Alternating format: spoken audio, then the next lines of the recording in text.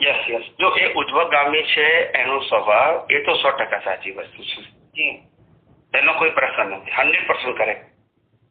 પણ આ શરીરમાંથી બીજા શરીરમાં આત્મા જાય છે, બરાબર છે? આત્મા છે જ ને બીજા શરીરમાં જાય છે ત્યારે, તો એની ગતિ કેમ થાય છે ત્યાં આગળ? કર્મને કારણે, કર્મના પ્રમાણે. બરાબર છે. બરાબર છે. સિદ્ધાર્થ એવો છે કે ભલે એની ઉધ્વગતિ એનો સ્વભાવ છે, પણ કર્મ પ્રમાણેની ગતિ વક્ર થાય છે.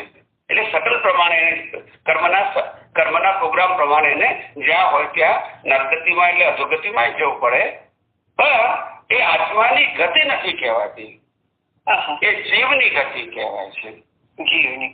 પણ જ્યારે આત્મા આઠે પ્રકારના કર્મો ક્ષય કરી નાખે, કેવળ દર્શન થાય ત્યારે 3 ઘાતી કર્મ ક્ષય થાય, કેવળ જ્ઞાન થાય ત્યારે 4 ઘાતી ક્ષય થાય, અને નિર્વાણ થાય ત્યારે 8 કર્મનો ક્ષય થઈ જાય.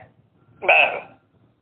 પછી જયારે એ આત્મા મોક્ષે જાય ત્યારે કુદરતનો કાનૂન, લો ઓફ નેચર એવો છે કે આ લોકની અંદર 14 રાજલોકની અંદર કોઈ પણ જીવ, કોઈ પણ આત્મા શરીર વગર હોતો નથી. બરાબર. તો પછી આ આત્મા અહીંથી ત્યાં કેવી રીતે જશે? એટલે આપણા શાસ્ત્રોમાં કહ્યું કે જ્યારે કોઈ પણ જીવ મોક્ષે જાય ત્યારે છેલ્લા શરીરના 1/3 ભાગ જેટલી અવગાહના એ આત્માને હોય છે. એ અવગાહનાને ગતિ સહાયક તત્વ લાગવું પડે, એ પણ લોકના અગ્રભાગ સુધી. તેની બહાર જાય પછી એ અવગાહના પણ નથી હોતી અને ગતિ સહાયક તત્વ પણ નથી હોતું, પ્યોર સોલ. ઓટોમેટિક જતું રહ્યું તો બોલવું શબ્દ છે. આ તો વ્યવહારથી આપણે કેવું પડે સમજાવવા માટે.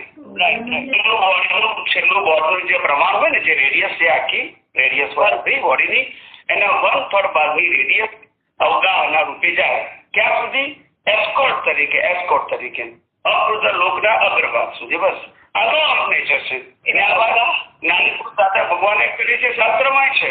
1/3 ભાગની વાત કશું ના હોય. અવગાહના એટલે એક પ્રકારનું એવું આવરણ છે કે તે આવરણ એને એસ્કોર્ટ તરીકે કામ કરે છે. એ શેનું હોય? એ જે આવરણ છે એ આવરણ આનું તો પરમાણુ જ બનેલું હોય છે, પણ એ પરમાણુને કોઝ ના કહેવાય. શું ના કહેવાય? કોઝ ના કહેવાય. કોઝ ના કહેવાય. પરમાણુ બનેલું છે એને એસ્કોર્ટ આપે છે કુદરત.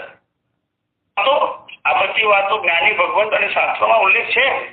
શાસ્ત્રમાં તો લખ્યું છે કે 1/3 ભાગની અવગાહના હોય, પણ આપણે લો એ મૂક્યો કે કોઈ પણ આત્મા 14 રાજલોકમાં બોડી વગર ના હોય, આવરણ વગર ના હોય. બરાબર છે. 100%. તો હવે અહીંથી જાય કેવી રીતે? એ તો એની બોડી નથી, એટલે અવગાહના શબ્દ શાસ્ત્રમાં મૂક્યો છે.